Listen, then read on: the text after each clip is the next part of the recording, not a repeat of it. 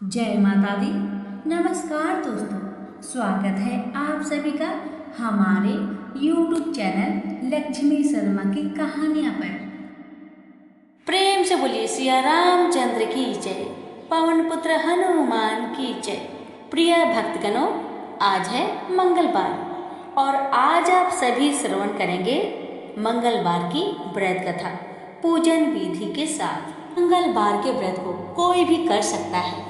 प्रातः काल उठकर आपा मार्ग की दातुन करें, तिल और आंवले का चूर्ण लगाकर स्नान करें, लाल रंग के स्वच्छ वस्त्र धारण करें, लाल चावलों का अष्टदल कमल बनाएं, उस पर स्वर्ण की मूर्ति बनवाकर प्रतिष्ठा करें। लाल चावल, लाल पुष्प, लाल चंदन एवं लाल धान्य, गेहूं, सूजी इत्यादि से बने पदार्थ का भोग लगाएं।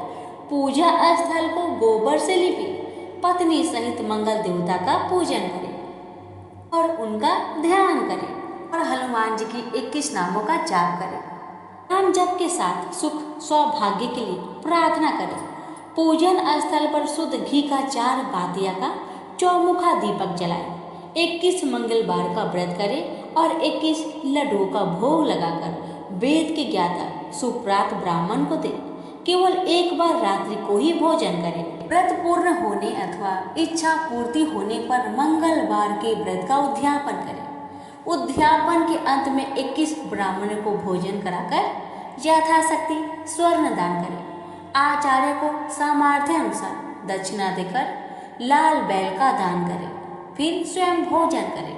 पूजन विधि: मंगलवार के दिन स्वाति नक्षत्र हो तो उस दिन प्रातः स्नान आदि से निवृत्त होकर पूजा स्थल पर मंगल यंत्र का निर्माण करें या मंगल देव की मूर्ति बनाएं। मंगल की मूर्ति का लाल पुष्पों से अर्थात षोडशोपचार पद्धति से पूजन करें। पूजन करते समय ओम अंगारकाय नमः मंत्र का निरंतर उच्चारण करें। लाल वस्त्र पहने और गुड़, घी, गेहूं से बने पदार्थ का भोग लगाएं। पृथ्वी पर शयन करें। 7वें मंगलवार को मंगल की स्वर्ण की मूर्ति का निर्माण कर उसका पूजन अर्चन करें। उसे 2 लाल वस्त्र से आच्छादित करें। अष्टगंध, धूप, पुष्प, लाल चंदन, सादा चावल, दीप आदि से पूजा करें। सफेद कसार का भोग लगाए। तिल, चीनी, घी का साकल्य बनाकर ओम कुंजाय नमः स्वाहा मंत्र से हवन करें। इसके बाद ब्राह्मण को भोजन कराकर मंगल की मूर्ति ब्राह्मण को दक्षिणा में दे तो मंगल ग्रह जनित सभी अनिष्टों की समाप्ति होकर व्रत के प्रभाव से सुख, शांति या ऐश्वर्य की प्राप्ति होती है। मंगलवार की पूजा करके व्रत की कथा सुने, आरती कर प्रसाद बांटे, तत्पश्चात भोजन करें। मंगल की पूजा और व्रत करने, मंगल की कथा सुनने, आरती करने और प्रसाद भक्तों में बांटने से सब प्रकार की विपत्ति नष्ट होकर सुख मिलता है। व्रत पूजन करने वाला जीवन प्रत्न पुत्र, पौत्र और धन संपत्ति आदि से युक्त होकर अंत में विष्णु लोक को जाता है। वह सभी ऋणों से उद्धार होकर धन लक्ष्मी को प्राप्त करता है। स्त्री तथा कन्याओं के लिए यह व्रत विशेष रूप से लाभप्रद है। उनके लिए पति का अखंड सुख, संपत्ति तथा आयु की प्राप्ति होती है। वे सदा सुहागिन रहती है। स्त्रियों को मंगलवार के दिन पार्वती, मंगल, गौरी पूजन करके मंगलवार व्रत विधि कथा अथवा मंगला गौरी व्रत कथा सुननी चाहिए। यह कथा सर्व कल्याण को देने वाली है। आइए भक्तगणों, कथा की शुरुआत करते हैं। आपसे निवेदन है, अगर आप हनुमान जी के भक्त हैं तो कथा को पूरा अवश्य सुने और दूसरों को भी शेयर करें। प्रेम से बोलिए सिया रामचंद्र की जय, पवन पुत्र हनुमान की जय। व्यास जी ने कहा, एक बार नैमिषारण्य तीर्थ में 88,000 मुनि एकत्र होकर सूत जी से पूछने लगे, हे महामुनि, आपने हमें अनेक पुराणों की कथा सुनाई है। आप कृपा करके हमें ऐसा व्रत और उसकी कथा बताएं जिसके करने से संतान की प्राप्ति हो तथा मनुष्य के रोग, शोक, अग्नि, सर्प, दुख आदि का भय दूर हो। कलयुग में सभी जीवों की आयु बहुत कम है। इस पर उन्हें रोग, चिंता के कष्ट लगे रहेंगे तो फिर वे श्री हरि के चरणों में अपना ध्यान कैसे लगा सकेंगे? श्री सूत जी ने कहा, हे मुनियों, आपने लोक के कल्याण के लिए बहुत ही उत्तम बात पूछी है। एक बार युधिष्ठिर ने भगवान श्री कृष्ण से लोक कल्याण के लिए यही प्रश्न किया था। भगवान श्री कृष्ण और युधिष्ठिर का संवाद में आपके सामने कहता हूँ, ध्यान देकर सुनिए। एक समय हस्तिनापुर की राजसभा में योगीराज श्री कृष्ण बैठे हुए थे। तब युधिष्ठिर ने भगवान श्री कृष्ण से प्रश्न किया, हे प्रभु नंदनंदन गोविंद, आपने मुझे अनेक कथाएं सुनाई हैं। आज कृपा कर कोई ऐसा व्रत या कथा सुनाइए जिसके करने से मनुष्य रोग, चिंता तथा भय से मुक्त हो तथा उसे पुत्र की प्राप्ति हो। हे प्रभु, बिना पुत्र मनुष्य का जीवन व्यर्थ है, वह नरकगामी होता है। पुत्र के बिना मनुष्य पितृ ऋण से छुटकारा नहीं पा सकता और ना ही वह पुनः नामक नरक से उद्धार हो सकता है। अतः पुण्यदायक कोई व्रत बतलाए। भगवान श्री कृष्ण ने कहा, हे राजन, मैं एक प्राचीन इतिहास सुनाता हूँ, आप उसे ध्यानपूर्वक सुने। कुंडलपुर नामक एक नगर में नंदा नामक एक महाबुद्धिमान ब्राह्मण रहता था। उसका गुजारा जैसे तैसे चल जाता, परंतु वह बहुत दुखी रहता क्योंकि उसकी कोई संतान नहीं थी। उसकी पत्नी सुनंदा पतिव्रता थी। वह भक्तिपूर्वक श्री हनुमान जी की आराधना करती थी। मंगलवार के दिन व्रत करके अंत में भोजन बनाकर हनुमान जी को भोग लगाने के बाद स्वयं भोजन करती थी। एक मंगलवार को गृह कार्य के अधिकता के कारण वह हनुमान जी को भोग न लगा सकी। इस पर उसे बहुत दुख हुआ। उसने स्वयं भी भोजन नहीं किया, प्रण किया कि अब मैं अगले मंगलवार को हनुमान जी को भोग लगाकर ही अन्न जल ग्रहण करूंगी, इससे पहले नहीं। ब्राह्मणी सुनंदा प्रतिदिन भोजन बनाती, श्रद्धा पूर्वक अपने पति को खिलाती, किंतु स्वयं भोजन ग्रहण नहीं करती और मन ही मन श्री हनुमान जी की आराधना करती। इस प्रकार 6 दिन तक ब्राह्मणी सुनंदा अपने प्रण के अनुसार भूखी प्यासी निराहार रही। परंतु 7वें दिन मंगलवार को वह प्रातः काल ही बेहोश होकर गिर पड़ी। सुनंदा की इस असीम भक्ति से श्री हनुमान जी बहुत प्रसन्न हुए और उसके सम्मुख प्रकट होकर बोले, सुनंदा, मैं तेरी भक्ति से बहुत प्रसन्न हूँ, तो उठ और मुझसे वर मांग। सुनंदा अपने आराध्य देव श्री हनुमान जी को अपने समक्ष पाकर आनंद से बेहल हो उनके चरणों में गिर पड़ी और कहा, हे प्रभु, मेरे कोई संतान नहीं है, कृपा करके मुझे संतान प्रदान करें। श्री हनुमान जी ने कहा, तेरी इच्छा पूर्ण होगी, तेरे यहाँ एक कन्या उत्पन्न होगी, उसके अष्टांग प्रतिदिन तुझे सोना दिया करेंगे। इस प्रकार वर देकर श्री हनुमान जी अंतर ध्यान हो गए। ब्राह्मणी सुनंदा बहुत हर्षित हुई। उसने यह समाचार अपने पति से जाकर कहा। ब्राह्मण देव कन्या का वरदान सुनकर कुछ दुखी हुए, परंतु सोना मिलने की बात सुनी तो बहुत प्रसन्न हुए। विचार किया कि ऐसी कन्या के साथ मेरी निर्धनता भी समाप्त हो जाएगी। श्री हनुमान जी की कृपा से वह ब्राह्मणी गर्भवती हुई और 10वें महीने में उसने एक सुंदर कन्या को जन्म दिया। यह कन्या अपने पिता के घर में ठीक उसी तरह बढ़ने लगी जिस प्रकार शुक्ल पक्ष का चंद्रमा बढ़ता है। 10वें दिन ब्राह्मण ने उस बालिका का नामकरण संस्कार करवाया। उसके कुल पुरोहित ने उस बालिका का नाम रत्नवाला रखा। इस कन्या ने पूर्व जन्म में विधि विधान से मंगल देव का व्रत किया था। रत्नबाला का अष्टांग प्रतिदिन बहुत सा सोना देता था। उस सोने से नंदा बहुत धनवान हो गया। ब्राह्मणी सुनंदा भी बहुत अभिमानी हो गई। समय बीतने के साथ रत्नवाला 10 वर्ष की हो चुकी थी। एक दिन सुनंदा ने नंदा ब्राह्मण से कहा, हमारी पुत्री रत्नवाला विवाह योग हो गई है, अतः कोई सुंदर तथा योग्य वर देखकर उसका विवाह कर दीजिए। यह सुनकर नंदा ब्राह्मण बोला, अभी तो रत्नवाला बहुत छोटी है।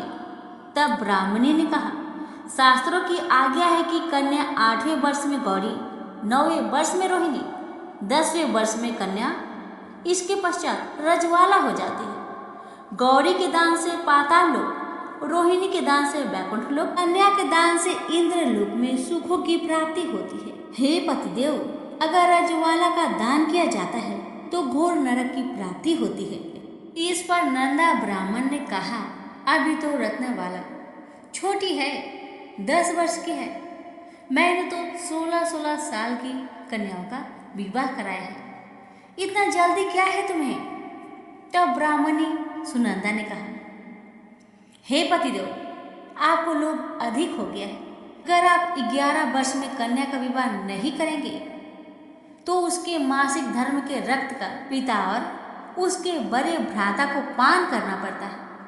शास्त्रों में कहा गया है, यदि माता पिता और बड़ा भाई रजवाला कन्या को देखते हैं तो वे नरक के गामी होते हैं। नंदा ने कहा, ठीक है ब्राह्मण, मैं कल युग भर की तलाश में अपने दूध को भेज दूंगा। दूसरे दिन ब्राह्मण ने दूध को बुलवाया और कहा, मेरी कन्या जैसी सुंदर है उसके लिए वैसा ही सुंदर वर तलाश करके ला। दूत स्वामी की आज्ञा पाकर वर खोजने के लिए चल पड़ा। अनेक नगर घूमने के बाद उसने पंपाई नगर में एक सुंदर ब्राह्मण युवक को देखा। यह बालक, जिसका नाम सोमेश्वर था, बहुत गुणवान था। दूत ने इस सुंदर व गुणवान ब्राह्मण पुत्र के बारे में अपने स्वामी को पूर्ण विवरण दिया। ब्राह्मण नंदा को भी सोमेश्वर अच्छा लगा और फिर एक शुभ मुहूर्त में विधि पूर्वक सोमेश्वर को कन्या का दान करके ब्राह्मणी संतुष्ट हो गए। परंतु ब्राह्मण नंदा के मन में तो लोभ समाया हुआ था। उसने रत्नवाला का कन्यादान तो कर दिया था, परंतु वह बहुत खिन्न था। उसने विचार किया कि रत्नवाला ससुराल चली जाएगी, इससे जो सोना मुझे मिलता था वह आगे मुझे नहीं मिलेगा। मेरे पास जो धन था कुछ तो इसके शादी में ही खर्च हो गया, और जो शेष बचा है वह भी कुछ दिन पश्चात ही समाप्त हो जाएगा। मैंने इसका विवाह करके बड़ी भूल की है, बड़ी गलती कर दी है। अब उसने विचार किया कि अब कोई ऐसा उपाय मैं करूँगा ताकि रत्नवाला मेरे ही घर बनी रहे। लोभ रूपी राक्षस ब्राह्मण नंदा के मस्तिष्क पर छाता जा रहा था। रात भर सैया पर बेचैनी से करवट बदलते बदलते उसने क्रूर निर्णय लिया। उसने विचार किया कि जब रत्नवाला का पति सोमेश्वर उसे अपने घर वापस ले जा रहा होगा तो वह मार्ग में उसका वध करवा देगा और अपनी पुत्री को अपने घर वापस ले आएगा, जिससे नियमित रूप से उसे सोना भी मिलता रहेगा और समाज का कोई मनुष्य उसे दोष भी नहीं दे सकेगा। प्रातःकाल हुआ। नंदा ब्राह्मण और उसकी पत्नी सुनंदा ने अपने जमाता तथा पुत्री को बहुत सारा धन देकर विदा कर दिया। सोमेश्वर अपनी पत्नी रत्नवाला को लेकर अपने नगर की तरफ चल दिया। ब्राह्मण नंदा महालोभ के भस्मीभूत हो पाप पुण्य का विचार भी भूल चुका था। अपने भयानक व पूर्ण निर्णय को कार्य रूप देने के लिए उसने अपने दूत को मार्ग में अपने जमाई का वध करने के लिए पहले ही भेज दिया था। दूत मार्ग में ही छिपकर बैठ गया था और जैसे ही सोमेश्वर उसके पीछे का स्थान पर पहुंचा, ब्राह्मण दूत ने अपने स्वामी का आज्ञा का पालन करते हुए सोमेश्वर का वध कर दिया। इसके पश्चात उसने यह समाचार ब्राह्मण तक भी पहुंचा दिया। अपने जामाता के वध का समाचार प्राप्त कर नंदा ब्राह्मण उस स्थल पर पहुंचा और झूठ मूठ का रुदन करने लगा। अपनी पुत्री से बोला, हे पुत्री, मार्ग में लुटेरे ने तेरी पति का वध कर दिया है। भगवान की इच्छा के आगे किसी का कोई बस नहीं चलता। अब तू घर चल, वहां रहकर अपना शेष जीवन व्यतीत करना। जो भाग्य में लिखा है वही होता है। अपने पति की अकाल मृत्यु से रत्नवाला बहुत दुखी हुई। करुण रुदन व रुदन करती हुई वह अपने पिता से बोली, हे पिताजी, इस संसार में जिस स्त्री का पति नहीं है उसका जीना व्यर्थ है। मैं अपने पति के साथ ही अपने शरीर को भी जला दूंगी और सती होकर अपने इस जन्म को माता पिता के नाम को तथा सास ससुर के यश को सार्थक करूंगी। ब्राह्मण नंदा अपनी पुत्री रत्नवाला के वचनों को सुनकर अवाक रह गया। वह विचार करने लगा, मैंने व्यर्थ ही जमाता वध का पाप अपने सिर ले लिया। रत्नवाला अपने पति के साथ अपने प्राण तक देने को तैयार है। मेरा तो दोनों तरफ से मरण हो गया, धन तो अब मिलेगा नहीं, जमाई वध के पाप के फलस्वरूप यम यातना भी भुगतनी पड़ेगी। यह सोचकर वह बहुत दुखी हुआ। सोमेश्वर की चिता रचाई गई। रत्नवाला सती होने की इच्छा से पति का सिर अपनी गोद में रखकर चिता में बैठ गई। जैसे ही सोमेश्वर की चिता में आग लगाई गई, वैसे ही प्रसन्न हो मंगलदेव वहां प्रकट हुए और बोले, हे रत्नवाला, मैं तेरी पति भक्ति से बहुत प्रसन्न हूँ, तू वर मांग। रत्नवाला ने अपने पति का जीवन दान मांगा। मंगलदेव बोले, रत्नवाला, तेरा पति अजर अमर है, यह बड़ा विद्वान भी होगा। इसके अतिरिक्त तेरी जो इच्छा हो वो वर मांग ले। रत्नवाला ने कहा, हे ग्रहों के स्वामी, यदि आप मुझ पर प्रसन्न हैं तो मुझे यह वरदान दीजिए कि जो भी मनुष्य मंगलवार के दिन प्रातःकाल लाल पुष्प लाल चंदन से पूजा करके आपका स्मरण करे, उसे रोग व्याधि ना हो, सज्जनों से कभी वियोग ना हो, सर्प अग्नि तथा शत्रुओं का भय ना रहे। जो स्त्री मंगलवार का व्रत करे वह कभी विधवा ना हो। मंगलदेव तथास्तु कहकर अंतर्ध्यान हो गए। मंगलदेव की कृपा से सोमेश्वर जीवित हो उठा। रत्नवाला अपने पति को पुनः प्राप्त कर बहुत प्रसन्न हुई। सोमेश्वर अपने पत्नी को लेकर अपने नगर को चला गया। इसके बाद से दोनों पति पत्नी मंगलदेव का व्रत प्रत्येक मंगलवार को करने लगे और मंगलदेव की कृपा से इस लोक का सुख ऐश्वर्य भोग कर अंत में स्वर्ग लोक को चले गए। प्रेम से बोलिए मंगल देव की जय। ये बात उन दिनों की है जय भगवान श्री राम का अश्वमेध यज्ञ चल रहा था।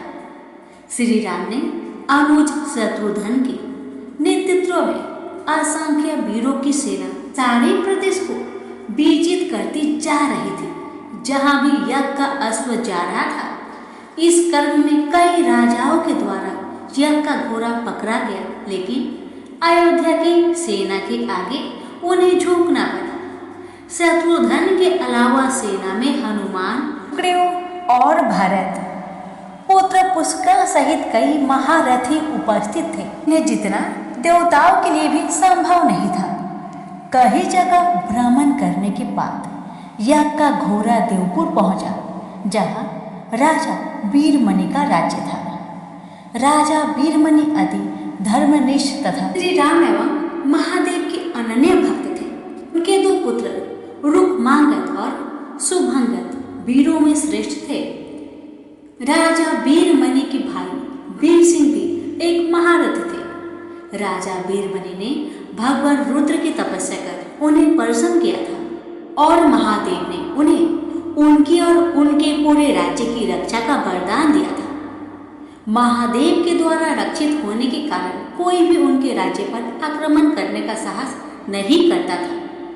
अब अश्व उनके राज्य में पहुंचा तो राजा वीरमणि के पुत्र रुक्मांगद ने उसे बंदी बना लिया और अयोध्या के साधारण सैनिकों से कहा, यज्ञ का घोड़ा उनके पास है, इसलिए वे जाकर शत्रुघ्न से कहे कि विधिवत युद्ध कर वो अपना अश्व घोड़ा छुड़ा ले। जब रुक्मांगद ने यह सूचना अपने पिता को दी तो वे बड़े चिंतित हुए और अपने पुत्र से कहा कि अनजाने में तुमने श्री राम की यज्ञ का घोड़ा पकड़ लिया है। श्री राम हमारे मित्र हैं और उनसे शत्रुता करने का कोई औचित्य नहीं है, इसलिए तुम यज्ञ का घोड़ा वापस लौटाओ। इस पर रुक्मांगद ने कहा कि हे पिताश्री, मैंने तो उन्हें युद्ध की चुनौती भी दे दी है, अतः अब उन्हें बिना युद्ध के अश्व लौटाना हमारा और उनका दोनों का अपमान होगा। अब तो जो हो गया है उसे बदला नहीं जा सकता, इसलिए आप मुझे युद्ध की आज्ञा दे। पुत्र की बात सुनकर वीरमणि ने उसे सेना सुसज्जित करने की आज्ञा दे दी। राजा वीरमणि अपने भाई वीर सिंह और अपने दोनों पुत्रों रुक्मांगद और शुभंगद साथ विशाल सेना लेकर युद्ध के क्षेत्र में आ गए। इधर जब शत्रुघ्न को सूचना मिली कि उनके यज्ञ का घोड़ा बंदी बना लिया गया है, तो वो बहुत क्रोधित हुए एवं अपनी पूरी सेना के साथ युद्ध के लिए युद्ध क्षेत्र में आ गए। उन्होंने पूछा कि उनकी सेना से कौन अश्व को छुड़ाएगा। तो भारत पुत्र पुष्कल ने कहा कि तातश्री आप चिंता ना करें, आपके आशीर्वाद और श्री राम के प्रताप से मैं आज ही इन सभी योद्धाओं को मारकर असुर को मुक्त करता हूँ। वे दोनों इस प्रकार बात कर रहे थे कि पवनसुत हनुमान ने कहा कि राजा वीरमणि के राज्य पर आक्रमण करना स्वयं परमपिता ब्रह्मा के लिए भी कठिन है, क्योंकि ये नगरी महाकाल द्वारा रक्षित है। अतः उचित यही होगा कि पहले हमें बातचीत द्वारा राजा वीरमणि को समझाना चाहिए। अगर हम ना समझा पाए तो हमें श्री राम को सूचित करना चाहिए। राजा वीरमणि श्री राम का बहुत आदर करते हैं, इसलिए वे उनकी बात नहीं टाल पाएंगे। हनुमान की बात सुनकर शत्रुघ्न बोले कि हमारे रहते अगर श्री राम को युद्ध भूमि में आना पड़े तो ये हमारे लिए अत्यंत लज्जा की बात है। अब जो भी हो हमें युद्ध तो करना ही पड़ेगा। ये कहकर वे सेना सहित युद्ध भूमि में पहुंच गए। भयानक युद्ध छिड़ गया।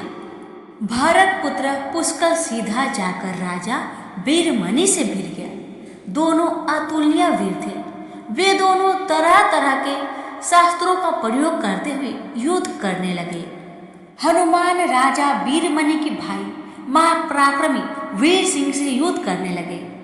रुकमांगद और शुभमांगद ने शत्रुघ्न पर धावा बोल दिया। पुष्कल और वीरमणि में बड़ा घमासान युद्ध हुआ। अंत में पुष्कल ने वीरमणि पर 8 नाराज बाणों से वार किया। इस बार को राजा वीरमणि सह नहीं पाए और मूर्छित होकर अपने रथ पर गिर पड़े। वीर सिंह ने हनुमान पर कई अस्त्रों का प्रयोग किया, पर उन्हें कोई हानि ना पहुंचा सके। हनुमान ने एक विकट पेड़ से वीर सिंह पर वार किया। इससे वीर सिंह रक्त वमन करते हुए मूर्छित हो गए। उधर शत्रुघ्न और राजा वीरमणि के पुत्रों में असाधारण युद्ध चल रहा था। अंत में कोई चारा ना देखकर शत्रुघ्न ने दोनों भाइयों को नाक पास में बांध लिया। अपनी विजय देखकर शत्रुघ्न की सेना के सभी वीर सिंहनाद करने लगे। उधर राजा वीरमणि की मूर्छा दूर हुई तो उन्होंने देखा कि उनकी सेना हार के कगार पर है। ये देखकर उन्होंने भगवान रुद्र का स्मरण किया। महादेव ने अपने भक्त को मुसीबत में जानकर वीरभद्र के नेतृत्व में नंदी भृंगी सहित सारे गणों को युद्ध क्षेत्र में भेज दिया। महाकाल के सारे अनुचर उनकी जय जयकार करते हुए अयोध्या की सेना पर टूट पड़े। शत्रुघ्न हनुमान और बाकी योद्धाओं को लगा कि जैसे प्रलय आ गया हो। जब उन्होंने भयानक मुख वाले रुद्र अवतार वीरभद्र नंदी भृंगी सहित महादेव की सेना देखी तो सारे सैनिक भय से कांप उठे।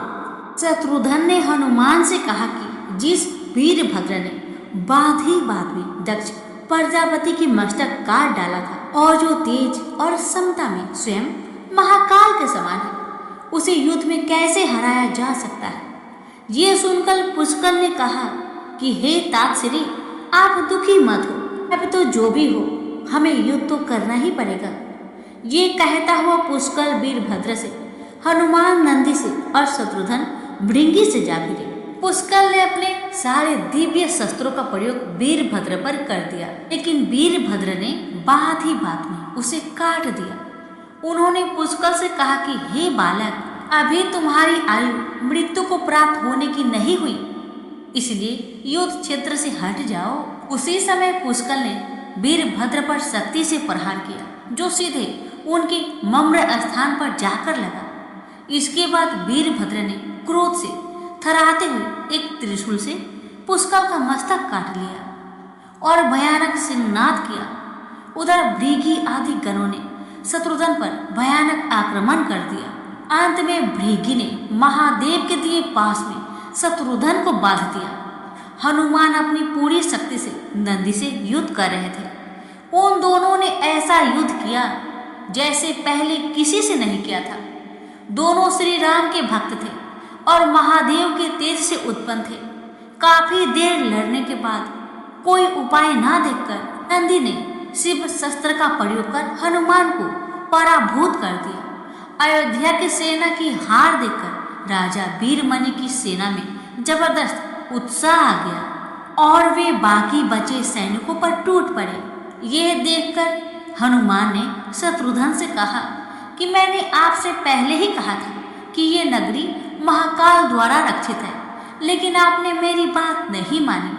अब इस संकट से बचाव का एक ही उपाय है कि हम सब मिलकर श्री राम को याद करें। ऐसा सुनते ही सारे सैनिक शत्रुघ्न, पुष्कर एवं हनुमान सहित श्री राम को याद करने लगे।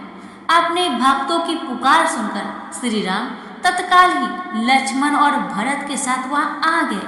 अपने प्रभु को आया देख सभी हर्षित हो गए एवं सबको ये विश्वास हो गया कि अब हमारी विजय निश्चित है।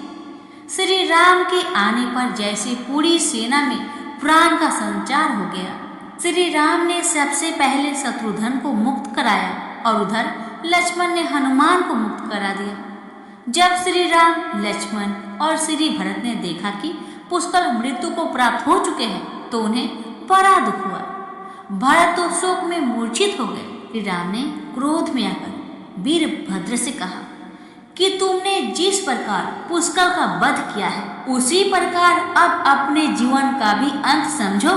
ऐसा कहते हुए श्री राम ने सारी सेना के साथ शिव गणों पर धावा बोल दिया। जल्द ही उन्हें यह पता चल गया कि शिव गणों पर साधारण अस्त्र बेकार है, इसलिए उन्होंने महाऋषि विश्वामित्र द्वारा प्रदान किए दिव्य अस्त्रों से वीरभद्र और नंदी सहित सारी सेना को विदर्न कर दिया।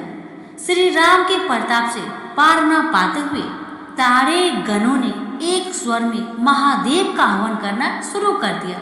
जब महादेव ने देखा कि उनकी सेना बड़े कष्ट में है तो वे स्वयं युद्ध क्षेत्र में प्रकट हुए। इस अद्भुत दृश्य को देखने के लिए परमपिता ब्रह्मा सहित सारे देवता आकाश में स्थित हो गए।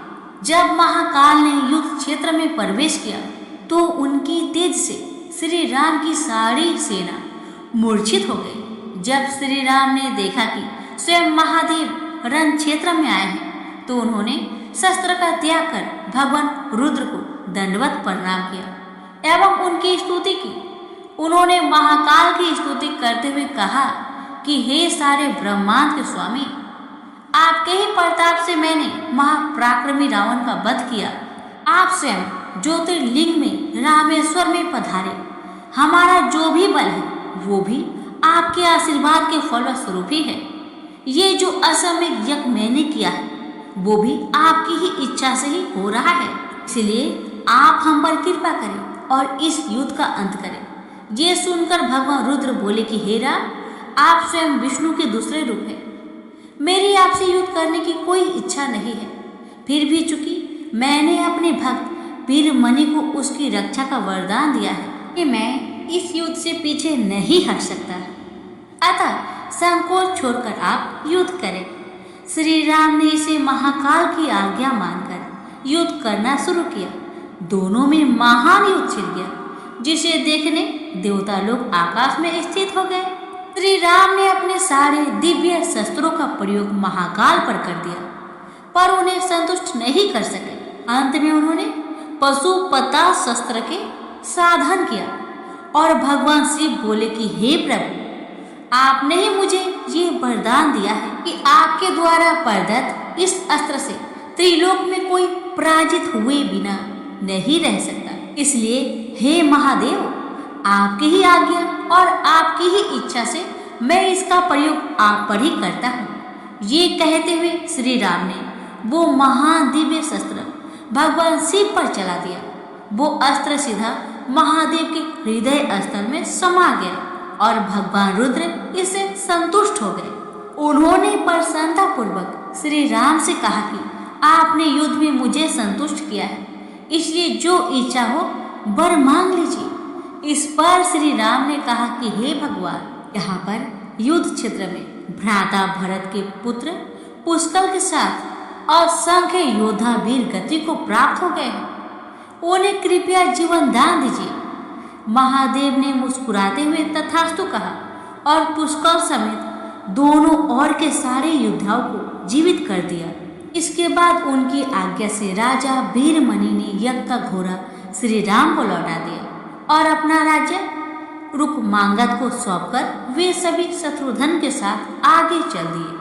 प्रेम से बोलिए उमापति शंकर भगवान की जय, सिया रामचंद्र की जय। सुनिए हनुमान चालीसा।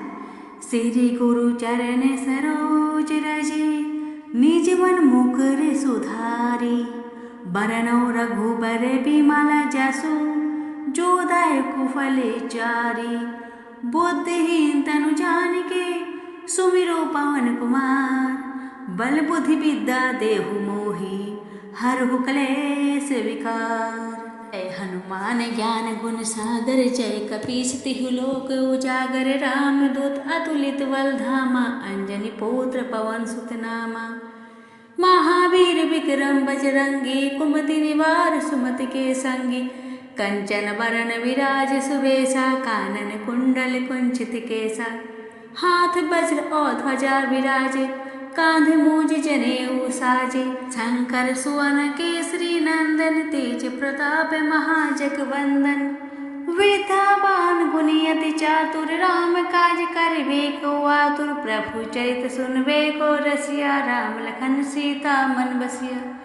सूक्ष्म रूप धरि सियहि दिखावा, बिकट रूप धरि लंक जरावा। भीम रूप धरि असुर संहारे, रामचंद्र जी के काज सवारे।